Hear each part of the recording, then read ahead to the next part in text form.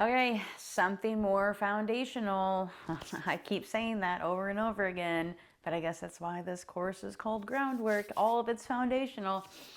Okay, so, but this as a concept is foundational to not only the work that we do in Groundwork, but to any kind of growth or healing. Okay, and it's this: safety has to come first, always. Before change, before integration, before anything you're trying to shift in your life will stick, safety has to come before it. I'm not talking about intellectual safety, like logically knowing you're not in danger. I'm actually talking about felt safety. That deep and really grounded sense in your body that says, I am safe right now and I can let my guard down and I can be present and not vigilant, right? Because your body and your nervous system, it doesn't care about like self-optimization, right? It's not thinking about becoming your best self or checking off the next personal growth box. Your body is wired for one thing: survival. If you haven't got that by now, I want you to go back and watch all the other videos again. So again, when something feels unfamiliar or uncertain, even if it's like something good, like receiving help or actually expressing your truth, your brain is probably still going to clock it as a threat, especially if you've lived in environments where your needs or your voice were not safe or valued, okay? So, but even if you did grow up in a stable home, you've still been shaped by a culture that has not supported safety in your body. I promise you this. We live in a society that rewards hyperproductivity, constant output, and being like on all the time. We're praised for overriding fatigue, for ignoring hunger, for pushing past pain, and for getting it all done. Being everything. What's the stupid ass thing that they say, like, super mom? You're being super mom. I used to be called, oh, you're such a super mom. Sorry, I clearly have hangups with that now, but because it's a cultural thing. We're just told, like, the more we do, the more impressive we are, and we seek social approval. Ugh, so I just want to like just start chopping that out at the roots. Let's get done with that stuff. Because we're literally trained into a chronic state of sympathetic activation. The go, go, go of doing and performing and proving, or I'm so busy. We're so busy. I'm so busy all the time, right? But we don't even realize that that's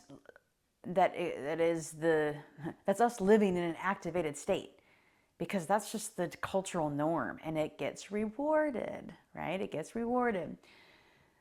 So even if your past wasn't traumatic, the pace and pressure of our world still wires your system to be tuned towards survival. And then what does your nervous system do when it's stuck in a chronic stress loop? It protects and it tightens and it braces and it keeps you on alert, right? Not because you're broken, but because you're adaptive. But that same survival wiring, it blocks change because change is unknown, even if it's good. And when we're in survival mode, the unknown feels dangerous and it's frivolous. Okay, so it's really important to understand why here. Change only happens when the system feels safe enough to not be in protection. That's when your brain's ability to rewire, known as neuroplasticity, actually turns on. And when that part of your brain is responsible for like curiosity and reflection and like conscious decision making, your prefrontal cortex, the PFC. I've got all these fucking awesome names for our brains. The PFC. That's when you feel safe. That's when the prefrontal cortex is actually accessible to you. But when you're in survival mode, chronic stress, chronic sympathetic activation, this is by far and large like offline, because your system's like, we don't got time to reflect. We're in danger. We're going to follow the patterns that we already know that are there. And let's just get out of here. Okay. So if you ever tried to make a change, like in your habits, in your relationships, how you respond to life, and it doesn't stick, it's not likely because you like lacked willpower or discipline. It's far more likely it's because your system didn't feel safe enough to let that change take root.